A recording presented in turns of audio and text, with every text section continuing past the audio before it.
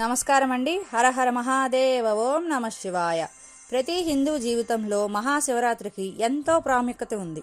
ఈ పవిత్రమైన రాత్రి ఎందుకు ఇంత విశేషం, దీని వెనుక ఉన్న అద్భుత రహస్యాలు, పూజా విధానం మరియు ఆధ్యాత్మిక ఫలితాలు ఏమిటో చక్కగా ఈ వీడియోలో తెలుసుకుందాం. ఒక వారం పూజ చేస్తే ఎంత ఫలితం ఉంటుందో, ఒక వారం మొత్తం శివ పూజ చేస్తే ఎంత ఫలితం ఉంటుందో, ఒక్క సోమవారం పూజ చేస్తే అంత ఫలితం ఉంటుంది. అదేవిధంగా ఒక సంవత్సరం మొత్తం ఎన్ని సోమవారాలు శివ పూజ చేస్తే ఫలితం ఉంటుందో, ఒక్క మహాశివరాత్రి పూజ చేస్తే అంత ఫలితం ఉంటుంది. శివరాత్రి అంటే శివుడు లింగ రూపంలో ఉద్భవించడం. ఒకనాడు బ్రహ్మదేవుడు విష్ణుమూర్తి నేను గొప్పంటే నేను గొప్ప అని వాదించుకుంటూ ఉన్నారు. బ్రహ్మ అంటాడు, ఈ సృష్టి మొత్తాన్ని నేనే సృష్టించాను కాబట్టి నేనే గొప్ప అంటాడు.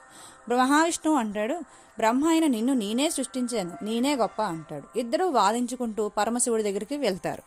పరమశివుడు లింగ రూపంలో మారి ఈ లింగం యొక్క ఆది అంతం ఎవరైతే ముందుగా తెలుసుకొని వస్తారో వాళ్ళే గొప్ప అని మహాశివుడు చెప్తాడు. బ్రహ్మదేవుడు లింగం పై భాగానికి, విష్ణుమూర్తి లింగం యొక్క కింద భాగానికి అంటే ఊర్ధ్వ భాగానికి ప్రయాణం అవుతారు. ఎంత దూరం వెళ్ళినా లింగం యొక్క ఆది గాని అంతం గాని తెలియదు. బ్రహ్మదేవుడు పై భాగానికి వెళ్తుండగా ఆవు, మొగలి పువ్వు ఎదురుపడతాయి. బ్రహ్మ వాటిని అడుగుతాడు, ఈ లింగం పైభాగం చూశారా అని. అవి చూడలేదు అని సమాధానం చెప్తాయి. అప్పుడు బ్రహ్మదేవుడు వాటిని శివుడి వద్దకు తీసుకువెళ్ళి అబద్ధం చెప్పిస్తాడు. శివుడు ఆవుని అడుగుతాడు, లింగం పైభాగం చూసావా అని. ఆవు తలతో చూశానని, తోకతో చూడలేదు అని నిజం చెప్తుంది. మొగలి పువ్వుని అడుగుతాడు మహాశివుడు, లింగం యొక్క పైభాగం చూశావా అని. మొగలి పువ్వు చూశాను అని అబద్ధం చెప్తుంది. అప్పుడు శివుడికి కోపం వచ్చి అబద్ధం చెప్పిన మొగలి పువ్వుని నువ్వు పూజకు పనికి రాకుండా పోతావు అని శపిస్తాడు.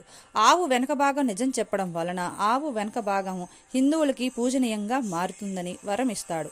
అబద్ధం చెప్పినందుకు బ్రహ్మదేవుడికి ఉన్న 5 తలల్లో ఒక తలను శివుడు నరికేస్తాడు. మహావిష్ణువు మాత్రం కింద పాతాళలోకం దాకా వెళ్ళిన లింగం యొక్క మొదలు తెలుసుకోలేకపోయాడని శివుడికి చెప్తాడు. ఈ విధంగా శివుడు ఏ రోజైతే లింగ రూపంలో మారుతాడో ఆ రోజునే మహాశివరాత్రి కింద మనం జరుపుకుంటున్నాం. వెంకటేశ్వర స్వామి అలంకార ప్రియుడు అంటారు. సూర్యభగవానుడు నమస్కారానికి ప్రీతి చెందుతాడు. అమ్మవారు కుంకుమ పూజకి ప్రీతి చెందుతారు. మరి శివుడు అభిషేక ప్రియుడు అంటారు. అందువలనే శివరాత్రి రోజు శివుడికి అభిషేకం చేస్తే చాలా మంచి జరుగుతుందని మన శాస్త్రాలు, పురాణాలు కూడా చెప్తున్నాయి. కుదిరితే పంచామృతాలతో అభిషేకం చెయ్యండి. పంచామృతాలంటే ఆవు పాలు, ఆవు పెరుగు, తేనె, పంచదార, ఆవు నెయ్యి. కుదరలేని వాళ్ళు నీటితో అభిషేకం చేసినా సరిపోతుంది. శివుడిని భోలానాథుడు అంటారు. దేనితో మనం అభిషేకం చేసామన్నది కాదు ప్రధానమండి. మనస్ఫూర్తిగా శివుడి యందు మనం పూర్తిగా విశ్వాసం ఉంచి శివుడిని ధ్యానిస్తూ మనం ఏ నీటితో అయినా పూజ చేసినా శివుడు మనల్ని అనుగ్రహిస్తాడండి. దాంపత్య సమస్యలతో బాధపడుతున్న వాళ్ళు పటికి బెల్లాన్ని పౌడర్గా చేసి నీళ్ళల్లో కలిపి ఆ నీటితో శివుడికి అభిషేకం చేస్తే దాంపత్య సమస్యలు తీరిపోతాయి. నిరుద్యోగ సమస్యతో బాధపడుతున్న వారు చెరుకు రసంతో అభిషేకం చెయ్యాలి. ఎర్ర జిల్లేడు పువ్వులతో అర్చన చెయ్యాలి. శని ప్రభావం తగ్గాలి అంటే నువ్వుల నూనెతో శివలింగానికి అభిషేకం చెయ్యాలి.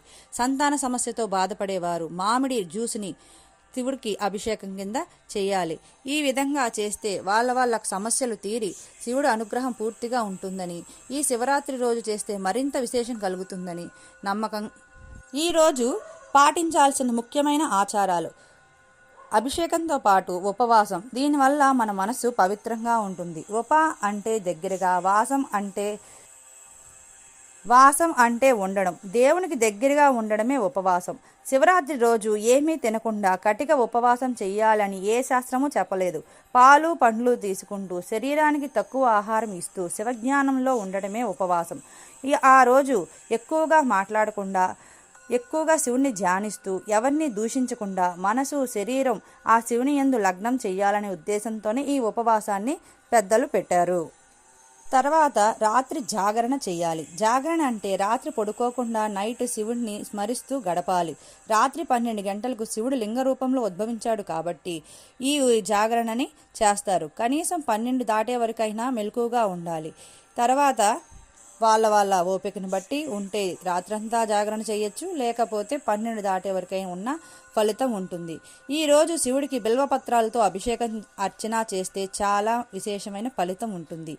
ఏమి చేసినా చెయ్యకపోయినా శివపంచాక్షరి మంత్రాన్ని ఓం నమః శివాయ అని 108 సార్లు జపించినా పుణ్యమే. ఏమి చేసామన్నది ప్రధానం కాదండి. దేవుడి ముందు శివుని యందు ఎక్కువ శ్రద్ధ భక్తులతో మనం ఈ శివరాత్రి వ్రతాన్ని ఆచరిస్తే సమస్యలన్నీ తీరిపోయి సకల శుభాలు కలుగుతాయని పురాణాలు చెప్తున్నాయి. ఈ శివరాత్రిని మీరు ఎలా జరుపుకుంటున్నారో, మీరు శివుడి అనుగ్రహాన్ని పొందడానికి ఏ రీతిలో పూజలు చేస్తున్నారో కామెంట్ రూపంలో తెలియజేయండి. ఈ వీడియో మీకు నచ్చినట్టయితే లైక్ చేయండి, షేర్ చేయండి, మా ఛానల్ని సబ్స్క్రైబ్ చేసుకోండి. ఆ భోలానాథుడి ఆశీర్వాదం మీకు ఉండాలని మనస్ఫూర్తిగా కోరుకుంటూ మీకు శుభం కలగాలని ఓం నమః శివాయ. ఈ వీడియో మీకు నచ్చినట్టయితే ఓం నమః శివాయ అని కామెంట్ చేయండి.